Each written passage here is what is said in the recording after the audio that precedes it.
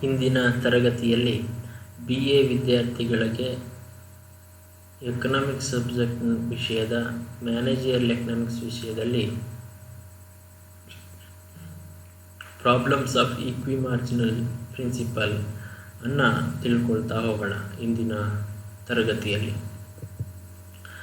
Problems of ಈಕ್ವಿಮಾರ್ಜಿನಲ್ principal. ಇದಕ್ಕಿಂತ ಮುಂಚೆ ಈಕ್ವಿಮಾರ್ಜಿನಲ್ principal ಅಂದ್ರೇನು ಅನ್ನೋದನ್ನು ಸ್ಪಷ್ಟವಾಗಿ ತಿಳ್ಕೊಂಡು ಮುಂದೆ ಹೋಗೋಣ. ಈಕ್ವಿಮಾರ್ಜಿನಲ್ ಪ್ರಿನ್ಸಿಪಲ್ ಅಂದ್ರೇನು ಅಂದರೆ ಉತ್ಪಾದನೆಯಲ್ಲಿ ಹೂಡುವಳಿಗಳನ್ನು ಬಳಸ್ತಕ್ಕಂತಹ ಸಂದರ್ಭದಲ್ಲಿ ಅದರ ಕೊನೆಯ ಘಟಕವು ಸೇರಿಸುವ ಮೌಲ್ಯವು ಎಲ್ಲ ಉಪಯೋಗಗಳಲ್ಲಿ ಒಂದೇ ಆಗಿರಬೇಕು ಅನ್ನೋದು ಅರ್ಥಶಾಸ್ತ್ರದಲ್ಲಿ ಅತಿ ಮುಖ್ಯವಾದಂಥ ಒಂದು ಪ್ರಮೇಯವಾಗಿದೆ. ಓಕೆ, ಸೊ ಅಂತಹ ಒಂದು ಪ್ರಮೇಯವನ್ನು ನಾವು ಒಂದು ಉದಾಹರಣೆ ಮೂಲಕ ಅರ್ಥ ಮಾಡ್ಕೋಬಹುದು ಅಂತ ಅಂದ್ಕೊಂಡ್ರೆ, ಒಂದು ಉದ್ಯಮ ಸಂಸ್ಥೆಯಲ್ಲಿ 100 ಜನ ಕಾರ್ಮಿಕರಿದ್ದಾರೆ ಅಂತ ಭಾವಿಸೋಣ. ಆ 100 ಜನ ಕಾರ್ಮಿಕರು ABCD ಅಂತ ಹೇಳಿ 4 ಆರ್ಥಿಕ ಚಟುವಟಿಕೆಗಳನ್ನು ಕೈಗೊಂಡಂತಹ ಉದ್ಯಮ ಸಂಸ್ಥೆಯು ಈ 100 ಜನ ಕಾರ್ಮಿಕರನ್ನು 4 ಈ ಉತ್ಪಾದನೆಯ ಚಟುವಟಿಕೆಯ ಮೇಲೆ, ಆರ್ಥಿಕ ಚಟುವಟಿಕೆಯ ಮೇಲೆ ಡಿಸ್ಟ್ರಿಬ್ಯೂಟ್ ಮಾಡ್ತಾರೆ, ವಿನಿಯೋಗ ಮಾಡ್ತಾರೆ, ಅಳವಡಿಸ್ಕೊಳ್ತಾರೆ. ಸೊ ಉದ್ಯಮ ಸಂಸ್ಥೆಯು ಲಭ್ಯವಿರ್ತಕ್ಕಂತಹ ಕಾರ್ಮಿಕರನ್ನು ಹೆಚ್ಚಿನ ಜನರನ್ನು ಯಾವುದೋ ಒಂದು ಚಟುವಟಿಕೆಯಲ್ಲಿ ಅಧಿಕವಾಗಿ ಬಳಸಿ ಆ ಚಟುವಟಿಕೆಯನ್ನು ವಿಸ್ತರಿಸ್ಬೋದು. ಆದರೆ ಆಗ ಆ ಇತರ ಚಟುವಟಿಕೆಗಳನ್ನು ವಿಸ್ತರಿಸೋದಕ್ಕೆ ಅಥವಾ ಮೊದಲಿನ ಪ್ರಮಾಣದಲ್ಲಿಯೇ ಆಗಲಿ ಕೈಗೊಳ್ಳಲು ಸಾಧ್ಯವಾಗೋದಿಲ್ಲ. ಸೊ ಈ ಸಂದರ್ಭದಲ್ಲಿ ಸೀಮಾಂತ ಉತ್ಪನ್ನದ ಮೌಲ್ಯವು ಎಲ್ಲ ಚಟುವಟಿಕೆಗಳಲ್ಲಿ ಒಂದೇ ಆಗಿರುವಂತೆ ಶ್ರಮವನ್ನು ಹಂಚಿಕೆ ಮಾಡಬೇಕು ಅನ್ನೋದು ಈ ಈಕ್ವಿಮಾರ್ಜಿನಲ್ ಪ್ರಿನ್ಸಿಪಲ್ನ ತಿರುಳು. ಸೊ ಅದನ್ನು ಹೇಗೆ ಅರ್ಥ ಮಾಡ್ಕೋಬೋದು ಅಂತ, suppose A firm has A total capital of 1000 million which it has the options of spending on 3 projects A, B, C. Each of these projects require a unit expenditure of 10 million. Okay, this is the example. Let's see a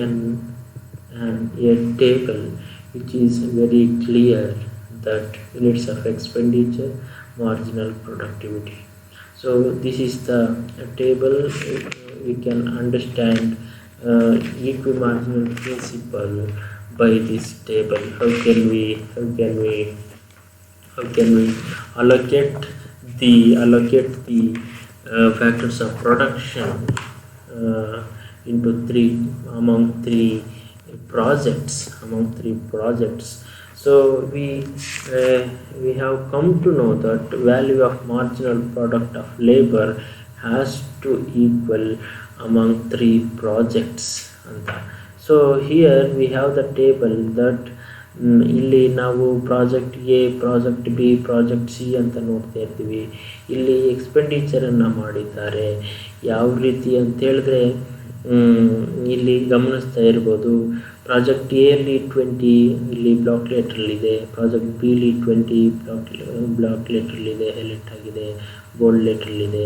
project ಸಿಯಲ್ಲಿ 20 ಇದೆ. ಇದರ ಅರ್ಥ ಏನು ಅಂತ ಹೇಳಿದ್ರೆ, ಉದ್ಯಮ ಸಂಸ್ಥೆಯ ಪ್ರತಿಯೊಂದು ಚಟುವಟಿಕೆಗಳಿಗೂ ಶ್ರಮವನ್ನು ಸಮಾನವಾಗಿ ಹಂಚಿಕೆ ಮಾಡಬೇಕು. ಸಮಾನ ಮೌಲ್ಯಕ್ಕೆ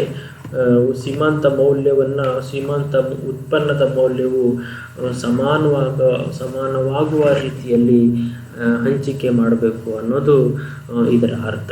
ಸೀಮಾಂತ ಉತ್ಪನ್ನದ ಮೌಲ್ಯವು ಒಂದು ಚಟುವಟಿಕೆಗಿಂತ ಇನ್ನೊಂದು ಚಟುವಟಿಕೆಗಳಲ್ಲಿ ಅಧಿಕವಾಗಿದ್ದರೆ ಅಂತಹ ಶ್ರಮದ ಹಿತಕರ ಹಂಚಿಕೆಯು ನಡೆಯುವುದಿಲ್ಲವೆಂದು ಇದರಿಂದ ಸ್ಪಷ್ಟವಾಗ್ತದೆ. ಸೊ ಆದ್ದರಿಂದ ಶ್ರಮವನ್ನು ಕಡಿಮೆ ಸೀಮಾಂತ ಮೌಲ್ಯ ಚಟುವಟಿಕೆಯಿಂದ ಅಧಿಕ ಸೀಮಾಂತ ಮೌಲ್ಯ ಚಟುವಟಿಕೆಗೆ ವರ್ಗಾಯಿಸುವುದು ಲಾಭದಾಯಕವಾಗಿರ್ತದೆ ಅಂತ.